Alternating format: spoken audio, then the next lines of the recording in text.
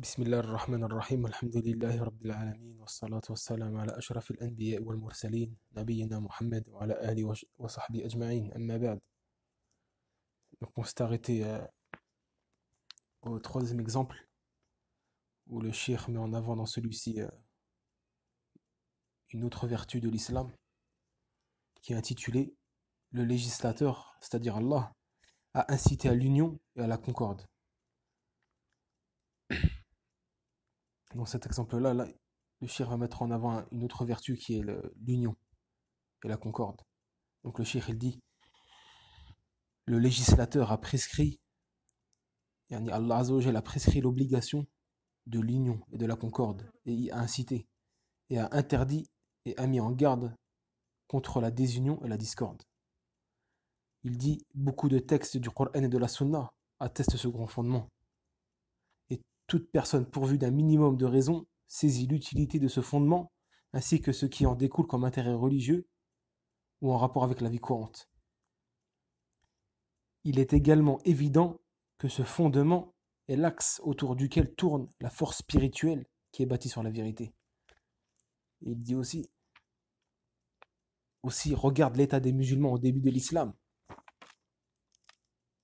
leur rectitude religieuse, la réforme de leurs conditions, la puissance que personne n'a acquise avant eux, tant qu'ils furent attachés à ce fondement. Ils l'ont assumé à sa juste valeur et étaient profondément certains que ce fondement constitue l'âme de leur religion.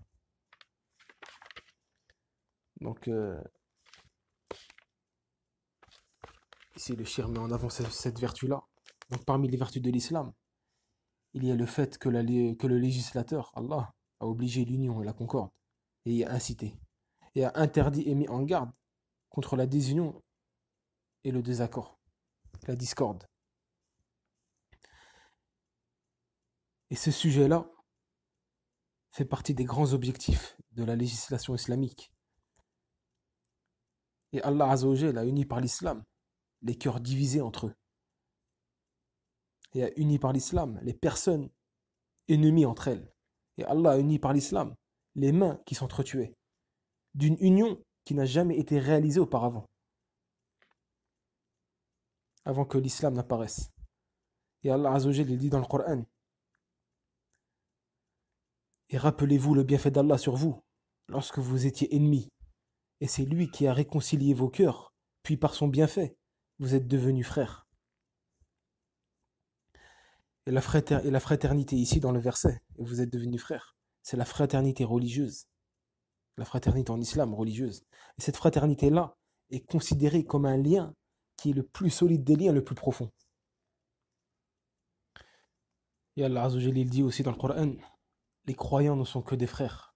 Les croyants ne sont que des frères. C'est-à-dire, ici, ce qui est voulu par frère, c'est la fraternité en islam religieuse, comme on l'a cité précédemment. Et dans le hadith, le prophète sallallahu alayhi wa sallam dit, ne coupez pas les relations entre vous, ne vous tournez pas le dos, ne vous détestez pas, ne vous enviez pas, et soyez des frères comme Allah vous l'a ordonné. Et toutes ces choses-là que le prophète a citées dans ce hadith détruisent la fraternité en islam, détruisent cette fraternité-là.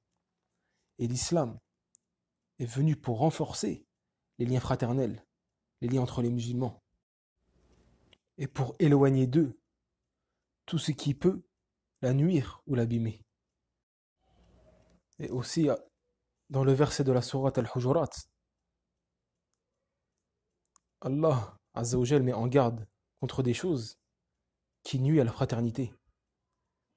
Il dit dans le Coran, ô vous qui avez cru, qu'un groupe ne se moque pas d'un autre groupe, ceux-ci sont peut-être meilleurs qu'eux, et que des femmes ne se moquent pas d'autres femmes, celles-ci sont peut-être meilleures qu'elles.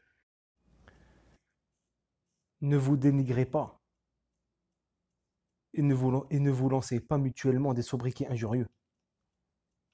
Et après, juste après, il dit, dans le verset d'après, ô vous qui avez cru, évitez d'avoir des soupçons sur autrui, car une partie des soupçons, des doutes, est péché.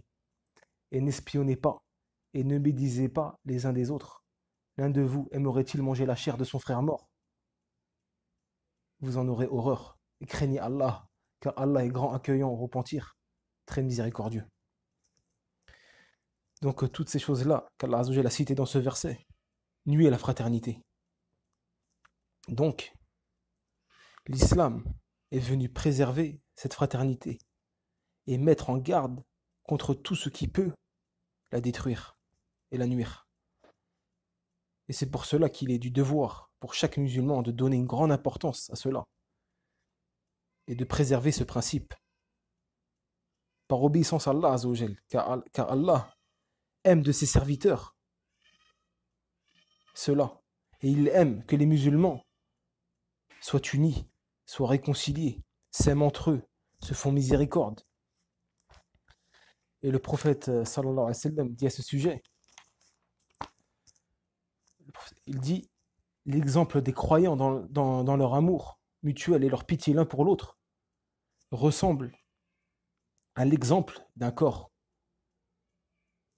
Si un membre du corps sent la douleur, tout le corps souffre de la fièvre. Donc le prophète sallam donne un exemple ici. Il dit que l'exemple des croyants dans leur amour mutuel et leur pitié l'un pour l'autre ressemble à l'exemple d'un corps. Si un membre du corps sent la douleur, tout le reste du corps souffre de la fièvre et ressent cette douleur. Mais cela ne se réalise pas s'ils n'ont pas concrétisé la foi. S'ils n'ont pas concrétisé la foi et que leur foi est faible et elle faiblit, alors cet amour et miséricorde faiblit entre eux. Et donc va apparaître au sein d'eux des choses qui vont susciter la rancœur, l'inimité et de la haine. Et qui est derrière tout ça? C'est Shaitan, qui ne cesse de semer la discorde entre les musulmans et ne cesse de démanteler les relations entre les bien-aimés. Et c'est pour cela que si la personne emprunte cette voie, c'est-à-dire la voie de propager l'animosité et la haine, la voie de propager l'animosité et la haine, alors cette personne-là a emprunté le chemin de Shaitan, le chemin qu'a tracé Shaitan. Car Shaitan, c'est lui qui veut que se propage la haine et la discorde entre les croyants et la mésentente. Tandis qu'Allah Azzawajal, il veut de ses serviteurs la miséricorde. Il veut de ses serviteurs l'amour mutuel entre eux, la miséricorde, la fraternité, la compassion, la bonté, et que soit traité et réglé toute chose qui faiblit ces sens-là. Et tout ça ne veut pas dire qu'on délaisse les erreurs, mais plutôt de les traiter et les régler de façon clémente, de façon douce. Et le fait de traiter ceci de façon douce et clémente ne ramène que le bien. La gentillesse, l'amour mutuel, le conseil mutuel, l'invocation pour son frère. Tout cela concrétise la fraternité religieuse. Donc, parmi les vertus de l'islam, est que l'islam, les vertus de l'islam, est que l'islam réunit les cœurs. Et cette vertu-là est une apparence qui témoigne de la vertu de l'islam et de sa beauté. Tandis que si éclate entre les musulmans la division et la haine, alors comment va être l'apparence de l'islam? Et quelle image cela va donner au regard des mécréants? Est-ce que cela va leur faire aimer cette religion et l'envie de l'embrasser lorsqu'ils vont voir l'animosité et la haine qu'il y a entre eux, entre les musulmans? Bien sûr que non. Et c'est pour cela qu'Allah Azzawajal il dit, dans le Coran, il dit quoi? Il dit euh, et ne vous disputez pas. Il dit et ne vous disputez pas, sinon vous fléchirez et perdrez votre force. Donc l'union des musulmans et le fait qu'ils s'unissent et se concordent entre eux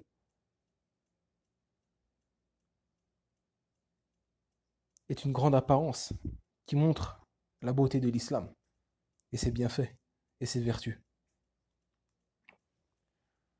Mais tant que les musulmans restent divisés entre eux et éclate la haine au sein d'eux et l'animosité, cela peut que les faiblir, comme Allah Azza wa Jalla vient de dire dans le Coran, comme on l'a cité.